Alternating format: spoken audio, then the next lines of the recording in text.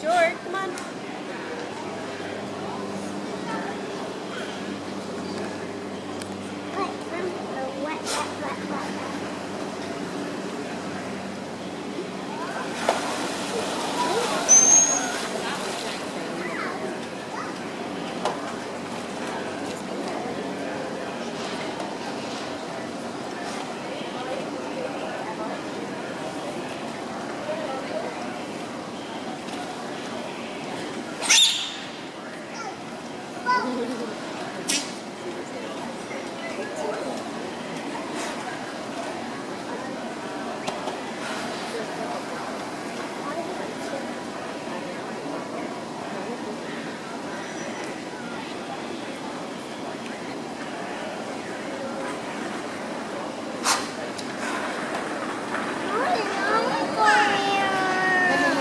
Are you guys fighting them or are you doing? Let's go to a different place. Well, let's watch the boat again.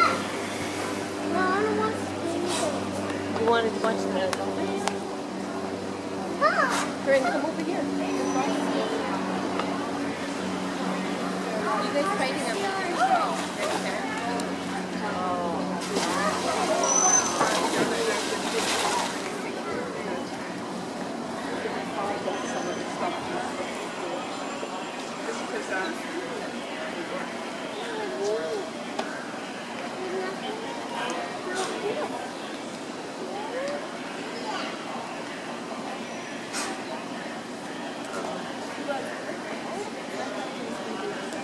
Yeah, I think because the World Cup is over now, so I think just take a load of people.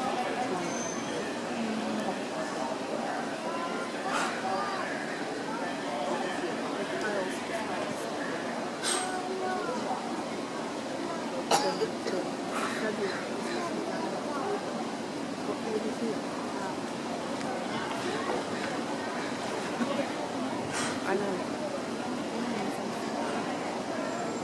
I can see there's nothing in there.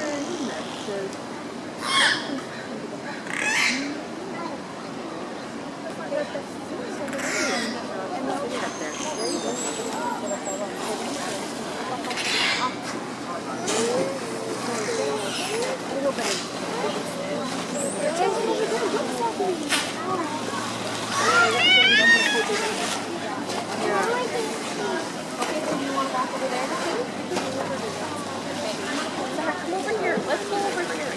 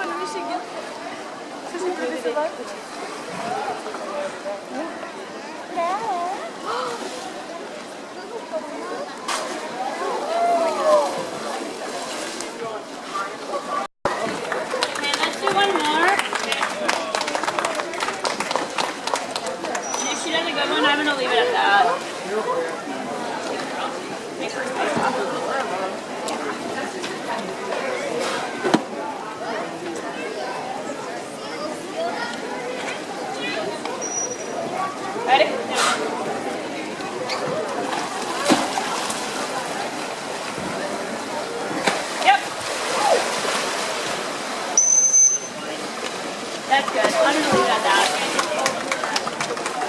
Charlotte, I'm good. I've got a uniform for her. Do you want to go wait and go? I've got one of vacant.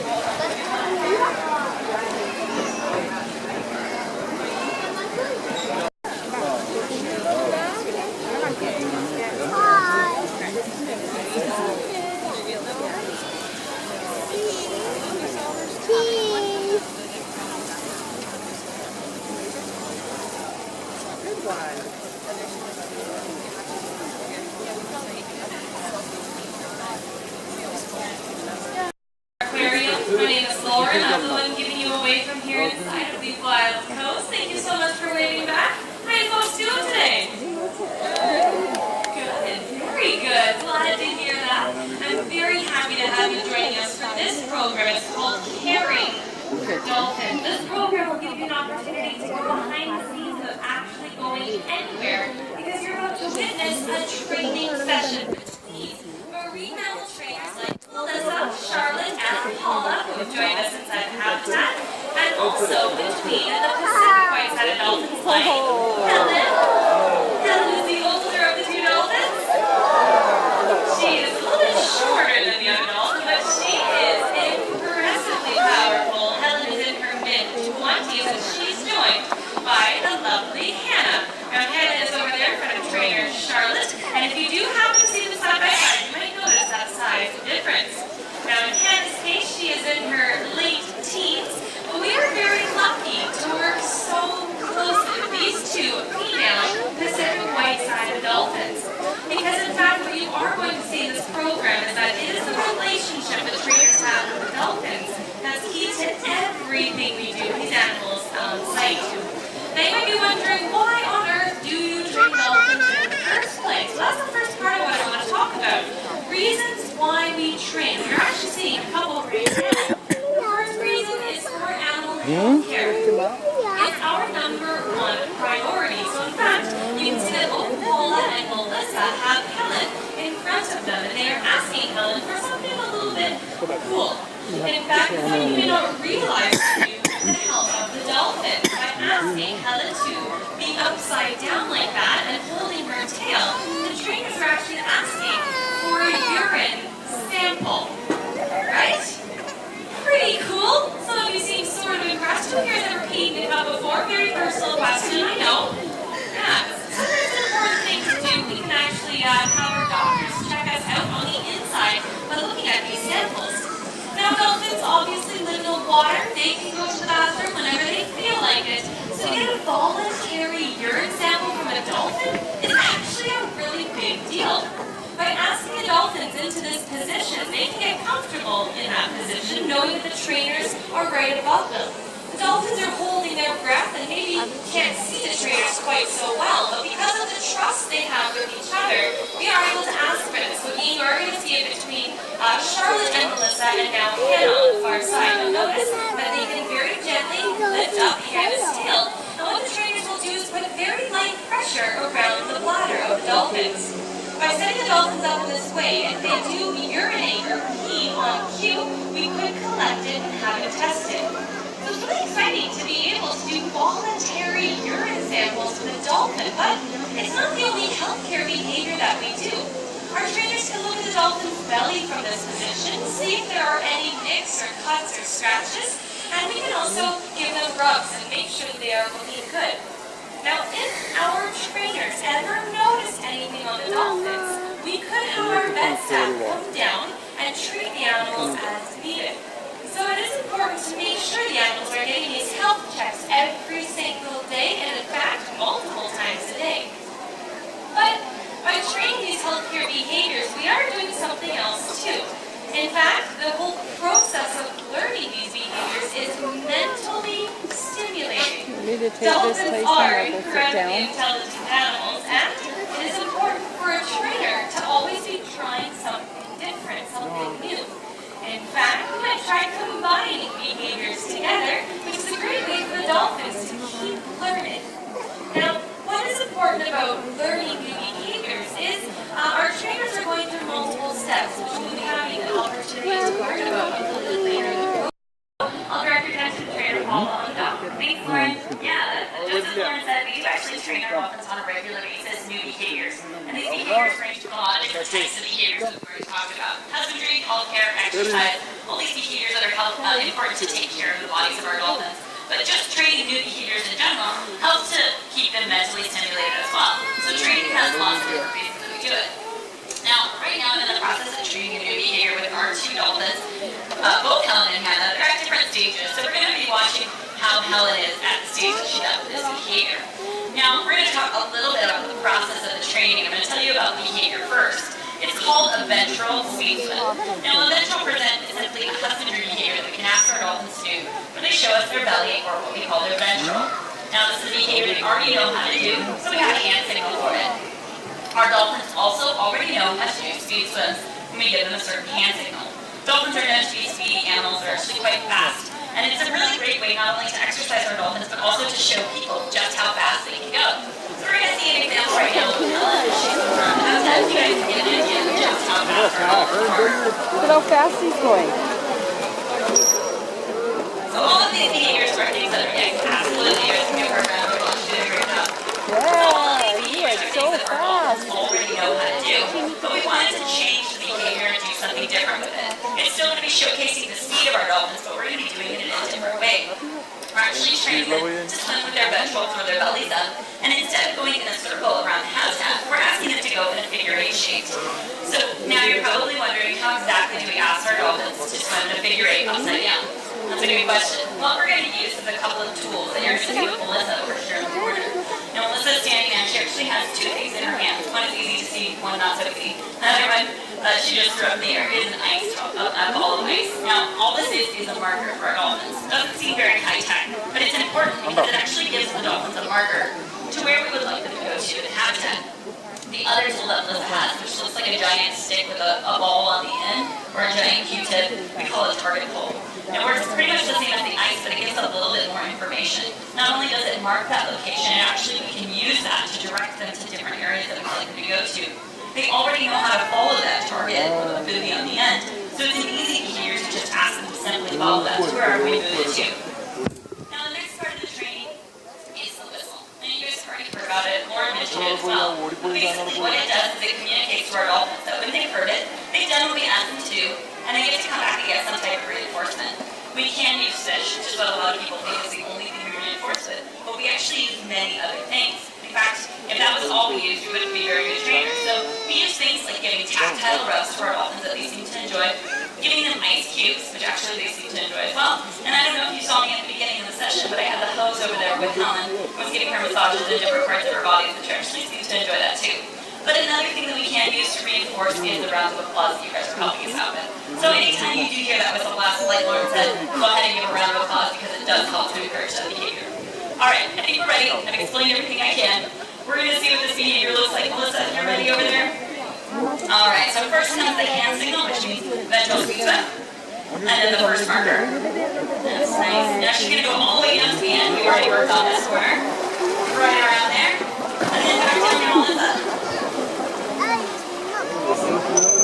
Very nice. You heard that whistle? Absolutely. Yeah, give her a round of applause. She's doing a great job. So that's where we're at with this behavior, but we're actually going to add in one more step. I'm actually going to use another target pole, which is just over here, because I actually want Helen to come back to the center of the habitat. So we're going to ask this one more time, and you can watch how I've changed what I'm doing to communicate to Helen that I'd like her to go a little bit farther. All right, ready, Melissa? All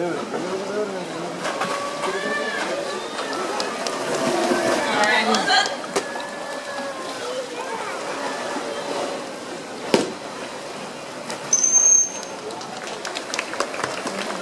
All right, she did a great job. Absolutely. Your round of applause. Good job, Helen. That was great. So that's kind of how the process of our training here works. I'm going to keep working on this behavior, and I'm going to pass it back to you now, Lauren. Thanks so much, Paula. Let's give another round of applause for training in action. And so you are seeing all those steps that go into learning new behaviors, but you are seeing the relationship we've been talking about throughout this program between the trainers and the very vocal Pacific White-sided dolphins. But I want to give you some background on these animals because, in fact, both Helen and Hana have an interesting story. They were found entangled in fishing nets off the eastern coast of Japan, where they were rescued and taken to a rehabilitation center. Now, both of these dolphins were given around-the-clock care to make sure they became good and strong, but they were eventually deemed non-releasable, which means they could not go back out to the ocean because of their injuries and length of time in human care. Now, both of these dolphins joined us in 2005, and most of what you're seeing today are behaviors they learned right here. But some of the most important behaviors that Helen and Hana are working on are behaviors you're actually not seeing right now. They are behaviors that allow us to participate in research. We want to know why dolphins get entangled in fishing nets in the first place. Now, they use sounds to communicate and navigate. They use what's known as echolocation. So imagine the clicks and whistles that you're hearing here today, but even higher pitch. The sounds allow dolphins to see when things are in front of them, but for some reason, they don't seem to be able to see fishing nets. Clearly, they move around very quickly through the water, and that is important for their movement. But we want to make sure that these nets are visible. Absolutely. So in the Helen and Hana, we are trying to better understand what it is about nets, and hopefully we can propose better nets, maybe sounds that can be attached to the nets, maybe there's a material that can be used, or maybe there's the shape of the net. It's hard to say, but we are still in the process of doing this, and we are dedicated to conserving aquatic life, including these incredible dolphins. But I have to say, everyone here today is helping us in this research, because the Vancouver Aquarium is a non-profit conservation organization. We can only do what we do with your continued support. So give yourself a pat on the back for already helping us just by being here today. But if you want to go a step further, you can actually help us because we do have our own marine mammal rescue center for animals, just like the Center for Aquatic Dolphins are cared for all the time. In fact, at the moment, we have a false killer whale calf who's getting 24-hour care, including care from trainers like you're seeing here today. They have also gone to spend time looking after that animal. And we can only give that animal the top-notch care it needs because of the experience the trainers have from working with animals here at the aquarium. So if you want to know more about the Marine Mammal Rescue Center, if you want to know more about that particular animal at the Rescue Center, feel free to ask me at the end. But there are ways that you can continue to support the Marine Mammal Rescue Center.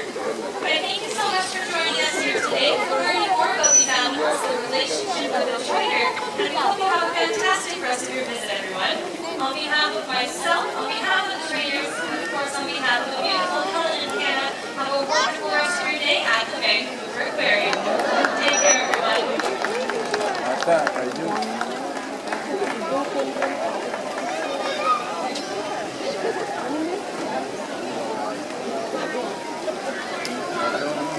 If you folks have any questions at all, feel free to come on over and ask. I will be available at the side. My name is Lauren. It looks like our trainers might continue working on some behaviors with the dolphins, so feel free to stick around and continue to watch. And as Paul has mentioned, if you hear that whistle, feel free to give the dolphins a round of applause. You are absolutely helping us train. If you're all looking for other programs, it is currently 11:46. We do have our first dolphin show happening right here at 12:45. Now it will be happening at the same time as the Beluga show, and then the next program will be happening at 2:15. So the first one at 12:45, and the next one at 2:15. Friendly reminder, please keep absolutely everything on your side of the habitat. But thank you so much for being here, folks. Thank you, and have a great day. Non, en fait, c'est juste pas que je trouve le poisson. Je jette de la glace pour le faire tomber en fait relativement lourd dans l'eau. Comme ça, je vois ce qu'il doit aller.